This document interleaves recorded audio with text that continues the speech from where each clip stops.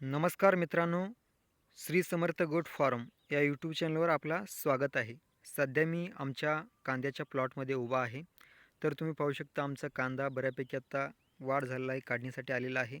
अशा पद्धतीने फुले वगैरे होत आहेत. तुम्ही पाहू शकता याची जी वाढ आहे अतिशय चांगलं झालेलं तुम्हाला पाहायला मिळेल.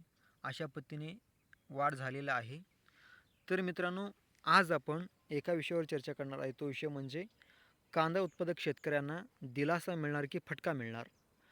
अलीकडे काय व्हायलं मित्रांनो, थोडंसं भाव वाढले नंतरनं कमी जास्त चालूच आहे.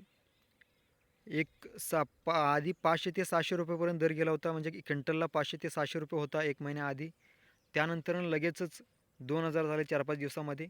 2000च्या वरती आल्यानंतरनं आता जवळपास एक 20 ते 25 दिवस झालं ते तेवढंच रेट आहे. म्हणजे 200-400 रुपये कमी जास्त तेवढंच व्हायला लागलं. म्हणजे 4000च्या वरती अजूनपर्यंत दर जात नाही आहे.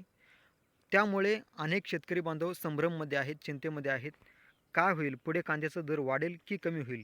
नेमकं काय होईल? कधी-कधी मार्केटला जास्त कांदा आल्यामुळे, म्हणजे कांद्याची आवक जास्त असल्यामुळे दर थोडंसं खाली येतोय, पुन्हा वाढतोय, असं व्हायला लागलेलं आहे. म्हणून शेतकरी बांधव संभ्रमामध्ये आहेत. तर मित्रांनो, बिलकुल संभ्रममध्ये जाण्याची आवश्यकता नाही. कांद्याचे दर जरी 4-5 हजारच्या वरती नाही गेले, तरीसुद्धा कांद्याचे दर 2000पेक्षा खाली येणार नाही या 2 महिन्यामध्ये तरी.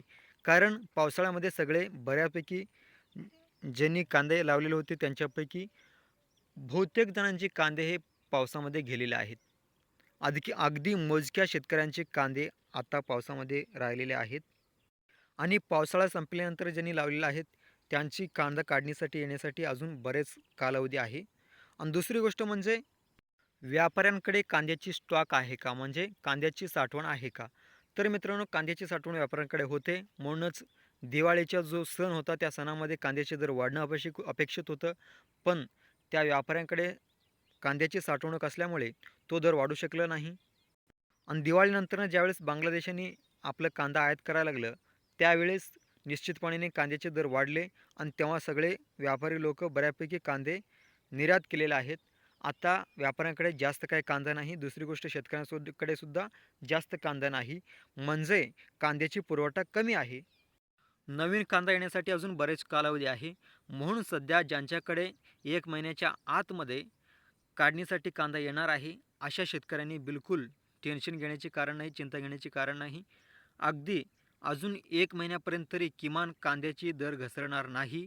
म्हणून निश्चिंत राहा आणि कांद्याची चांगलं काळजी घ्या. याआधीसुद्धा मी एक व्हिडिओ केला होता, त्यावेळेस सांगितलं होतं की कांद्याचे दर कमीत कमी 5000च्या वरती जाईल. तसा तो चित्र आता दिसत आहे स्पष्टपणे, 5000च्या वरती जाईल आणि अगदी 8-10 हजारपर्यंत पण जाऊ शकतो. आतासुद्धा माझा दावा तोच आहे, 5000च्या पुढे जाईल आणि 8 ते 10 हजारपर्यंत होऊ शकतं आहे. परंतु आता या व्हिडिओमध्ये मी कांदा उत्पादक शेतकऱ्यांसाठी अजून एक गोष्ट या ठिकाणी सांगू इच्छितो की कांदा उत्पादकांनी रोजचे रोज अपडेट घेत चला. म्हणजे आज कांद्याचा दर काय आहे, आवक किती आले, वाढले का दर घसरलेला आहे. म्हणजे दिवसागणिक कांद्याचे दर हे वाढत आहे, घसरत आहे.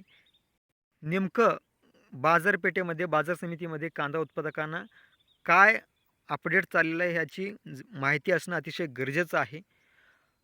आणि मी जो सांगतो आहे कांद्याचे दर वाढेल असा, तो आत्ताच्या स्थितीचा अभ्यास करून सांगतो आहे. पण भविष्यामध्ये 2-4 दिवसामध्ये अजून कुठले कांदा आपल्या केंद्र शासनाने आयात केले तर कदाचित कांद्याचे दर अजून घसरू शकतो. म्हणजे दुसऱ्या देशाकडून आपल्या देशामध्ये कांदा जर आणले तर निश्चितपणे कांद्याचे दर घसरेल. किंवा जो आपल्या देशातला कांदा आहे तो निर्यात केला जात आहे दुसऱ्या देशामध्ये, तो निर्यात बंद केले तरीसुद्धा आपल्या देशामध्ये कांद्याची पुरवठा जास्त होऊन कदाचित किंमत घसरू शकतोय.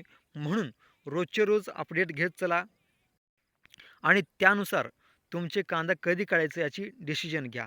व्हिडिओ आवडला तर निश्चितपणे व्हिडिओला लाईक करा. अजूनही जर चॅनलला सबस्क्राईब केलं नसेल तर असेच नवीन माहितीपूर्ण व्हिडिओसाठी चॅनलला सबस्क्राईब करा. धन्यवाद.